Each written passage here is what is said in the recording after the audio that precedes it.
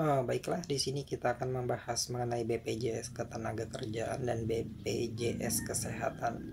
Di sini adalah kita akan mengenal iuran BPJS Ketenagakerjaan, jenis iurannya apa saja, tarifnya berapa, yang ditanggung perusahaan berapa, dan yang ditanggung karyawan berapa.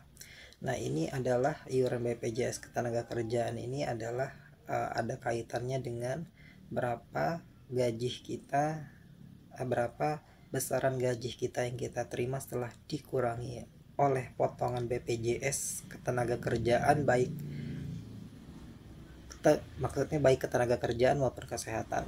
Kemudian ini juga untuk menghitung sebagai dasar penambah dan pengurang PPh pasal 21.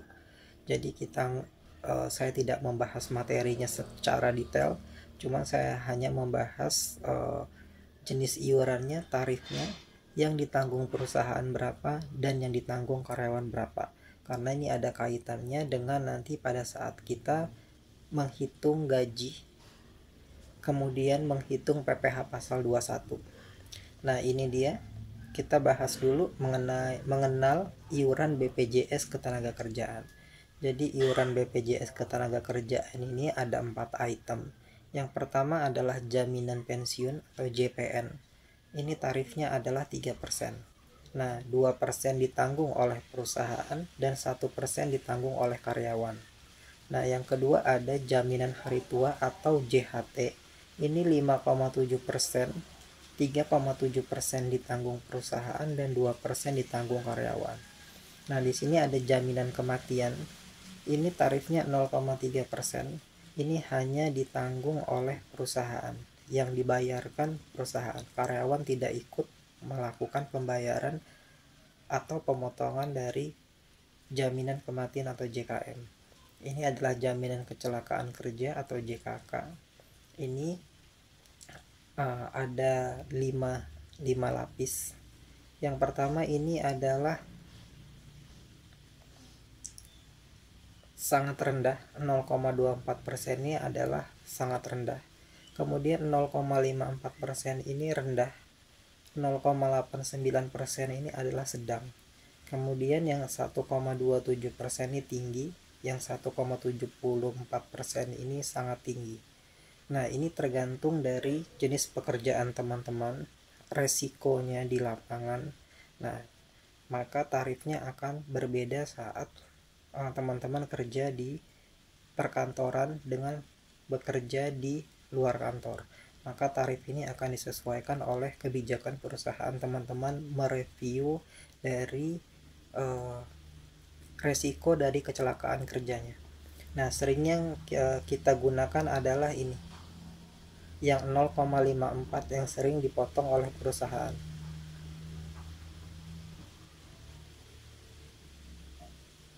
Yang kategori yang kedua adalah rendah. Jadi pada saat kita bekerja di kantoran, seringnya kita dikenakan 0,54%. Kembali lagi ya, tergantung dari kebijakan perusahaan dan menilai resiko dari kecelakaan kerja dari karyawan tersebut. Tapi kebanyakan untuk office seringnya 0,54%. Jadi intinya untuk iuran BPJS Ketenagakerjaan ini adalah yang ditanggung karyawan hanya BPJS pensiun dan jaminan hari tua, yang dipotong dengan gaji karyawan. Nanti ini 1% dan 2% ini dikurang pada saat kita menerima gaji. Nah, kemudian ada peraturannya lagi khusus untuk jaminan pensiun atau JPN. Ini peraturan pemerintah PP nomor 45 tahun 2015 tentang penyelenggaraan program jaminan pensiun. Nah, di sini batas paling tinggi upah sebagai dasar perhitungan iuran jaminan pensiun adalah sebesar 9.559.600. Ini mulai berlaku 1 Maret 2023 sesuai dengan surat edaran dari BPJS Ketenagakerjaan. Ini adalah surat edaran dari BPJS Ketenagakerjaan. Ini pimpinan perusahaan peserta BPJS Ketenagakerjaan, kantor cabang Menara Jam Sostek. Ini adalah perihal ketentuan batas upah jaminan pensiun tahun 2023. Ini diinformasikan dengan hormat, dia bilang menindaklanjuti ketentuan PP nomor 45 tahun 2015 tentang penyelenggaraan program jaminan pensiun dapat disampaikan hal-hal berikut. Jadi BPJS Tenaga Kerja setiap tahun menyesuaikan besar upah tertinggi dengan menggunakan faktor pengali sebesar 1 ditambah tingkat pertumbuhan tahun produk domestik bruto tahun sebelumnya. Ini di pasal 29 ayat 3. Kemudian BPJS Tenaga Kerja menetapkan dan mengumumkan penyesuaian batas upah tersebut paling lama 1 bulan setelah lembaga yang menyelenggarakan urusan pemerintah di bidang statistik mengumumkan data produk domestik bruto pasal 29 ayat 4. Ini kemudian Badan Pusat Statistik telah mengumumkan pertumbuhan produk domestik bruto Indonesia tahun 2022 itu naik sebesar 5,31%. Ini berita resmi statistik BPS nomor 1502 tahun tanggal 6 Februari 2023. Ini diinformasikan, yang paling penting adalah informasi ini, batas tinggi upah sebagai dasar perhitungan iuran jaminan pensiun mulai bulan Maret 2023 dengan perhitungan ini batas upah tertingginya adalah 9.077.600. Ini dikali dalam kurung 1 ditambah 5,31 dibagi 100, sehingga ini adalah batas upah tertingginya menjadi 9.559.621. Ini dibulatkan menjadi 9.559.600 dimulai bulan Maret 2023. Nah, sebelumnya batas upah tertingginya sebelum bulan Maret adalah sebesar ini, 9.077.600. Nah, pada saat nanti dia di bulan Maret, dia akan menggunakan tarif yang baru ini.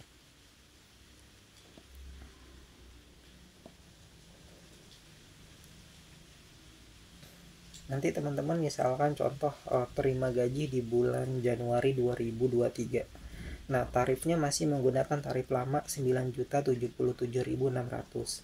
Nah, pada saat teman-teman nanti terima gaji di periode Maret atau April 2022, sekarang sudah dihitung dengan perhitungan baru dengan rumus ini, dan akan batas atas upah dari jaminan pensiunnya menjadi 9.599.600 rupiah. Jadi ini. Jadi nanti teman-teman tiba-tiba menghitung gaji periode Desember, jangan menggunakan batas ini, tapi batas yang ini. Oke, kita kembali lagi. Saya buatkan ilustrasinya. Maksudnya apa? Batas atas perhitungan dari jaminan pensiun ini. Saya sudah buatkan ilustrasinya, semoga bisa dimengerti. Nah, ini adalah ilustrasi dari perhitungan JPN atau jaminan pensiun. Ini mulai berlaku ya teman-teman, ini Maret. Ini mulai berlaku Maret 2023. Nah, ini kan batas atas upahnya adalah 9.559.600 rupiah. Tarif dari JPN itu adalah 3%. Jadi total iurannya adalah maksimalnya adalah 286.788 rupiah per bulan. Nah, ini adalah yang 2%. 2% ini adalah yang ditanggung oleh perusahaan. Kemudian 1% ini adalah ditanggung karyawan. Jadi totalnya sama ya, 286.788 yang akan tetap disetorkan ke BPJS. Nah, contoh ilustrasi. Contoh ini adalah namanya Iwan. Gaji pokoknya adalah 8 juta rupiah. Tarifnya 3%. Jadi yang disetorkan total iurannya adalah 240 ribu rupiah. Nah, ini yang ditanggung perusahaan adalah 8 juta dikali 2% adalah 160 ribu. Kemudian ini yang ditanggung oleh karyawan 8 juta dikali 1% adalah 80 ribu. Jadi Iwan tetap membayar iuran BPJS untuk jaminan pensiunnya adalah sebesar 240 ribu rupiah.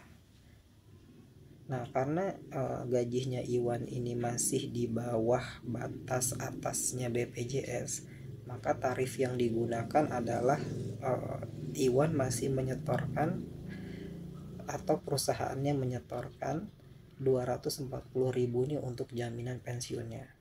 Nah, kita lihat ilustrasi yang kedua. Ini adalah nama karyawannya Sulis. Ini adalah penerima upah ya pada perusahaan swasta. Ini gaji pokoknya 10 juta rupiah. Ini tarifnya sama 3%. Jadi total iurannya adalah 300 ribu rupiah. Nah, ini yang 200 ribu atau 2% tarifnya ditanggung perusahaan, dan 1% ini ditanggung oleh karyawan. Jadi totalnya adalah 300 ribu rupiah. Nah, karena gajinya Sulis ini adalah 10 juta rupiah, lihat kita kembali lagi ke batas atasnya adalah 9.559.600. Jadi Sulis tidak membayar sebesar 300 ribu rupiah melalui perusahaan, yang disetor melalui perusahaan, tetapi Sulis menggunakan tarif yang batas atas upah 286.788.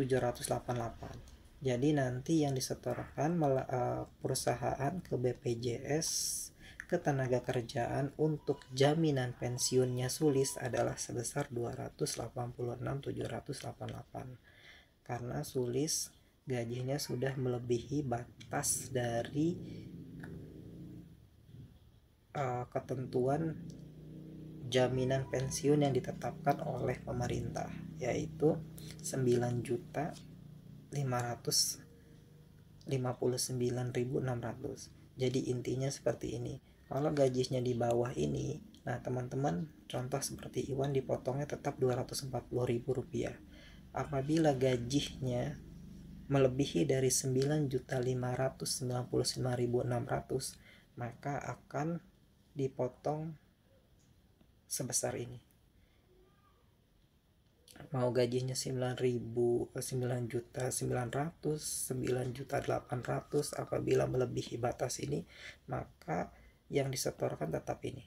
Tidak boleh melebihi dari batas atas upah yang telah ditetapkan oleh pemerintah. Nah, itulah ilustrasi dari BPJS Ketenagakerjaan yang memiliki perhitungan khusus batas atas mengenai tarif penerima upah hanya JPN saja. Nah, saya cukupkan video untuk mengenal iuran BPJS Ketenagakerjaan. Semoga bermanfaat. Terima kasih.